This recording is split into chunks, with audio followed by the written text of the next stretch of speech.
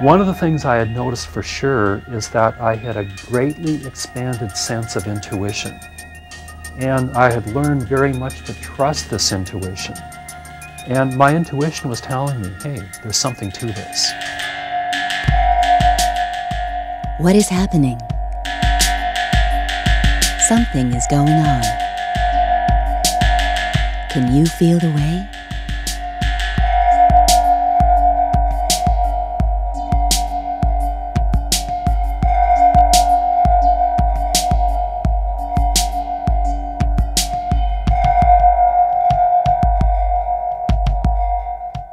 Hi, I'm Fisk Smith. In this episode of Spiral Into It, we would like to present the second part of a documentary by Bob Frissell entitled Nothing to Something. In the late 90s, author Bob Frissell wrote, "Nothing in this book is true, but it's exactly how things are." In spite of his publisher's complete lack of understanding of the material involved in the book, Nothing in this book is true, but it's exactly how things are rose to the top of the bestseller list. It is now in its 4th edition. Many ideas contained in this book and in our documentary featured here tonight are very unconventional, but we feel they provide the answers for anyone on the quest. Of all the information I saw, there is one video that really said it all. It was about a 2-hour video. It was put together by a TV station in Las Vegas by an individual by the name of George Knapp.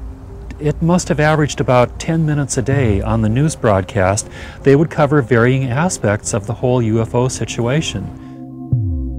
It began with the question, is ufology getting a fair treatment? Is it getting a fair shake? And I think that's a pretty obvious no. They went on from there to talk about the Billy Meyer case and about the Roswell incident. They went on from there to talk about Area 51 and about the government cover-up. I must have had about a 10th or 12th generation copy. I mean, you could barely see it in some places. But to me, it's like the information was so great that you just figure out a way to see it anyway. Parts of it were actually fairly good. You know, you could pretty much make out 3/4 of the information at least and sort of fill in the blanks the other way. But to me, the most interesting aspect of that is that unless a video is really good, nobody's going to bother to have a 10th generation copy. And so this was passed on from generation to generation to generation. Why? Because the information is so remarkable.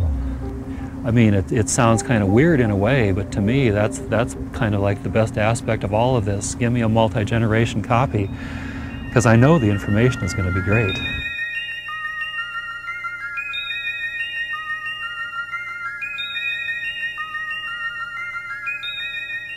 So again, it would have been all too easy to dismiss this information. You know, some science fiction writer had just taken it one step too far, something like that. But I didn't. As a result of all the emotional body training I had had, via rebirthing and earth changes and that sort of thing, one of the things I had noticed for sure is that I had a greatly expanded sense of intuition. And I had learned very much to trust this intuition. And my intuition was telling me, hey, there's something to this. And so I noticed that and I trusted it.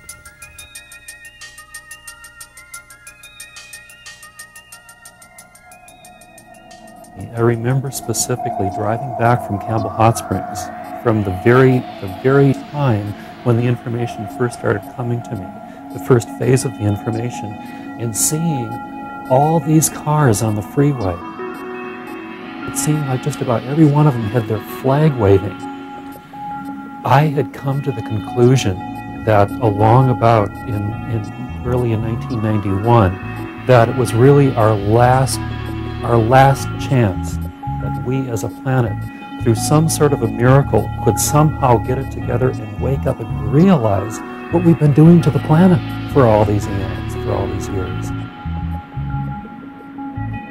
To me, it would have taken an incredible miracle if somehow, some way, people could have banded together and just come into that sort of realization, that just sort of a form of unity, and literally taken a 180-degree about face and started just completely changing our ways.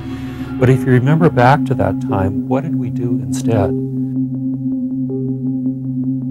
That's when we physically attacked Iraq, and the oil fields got set on fire, and all the rest of that just senseless mayhem. In other words, the exact opposite of what I myself was seeing had to be done.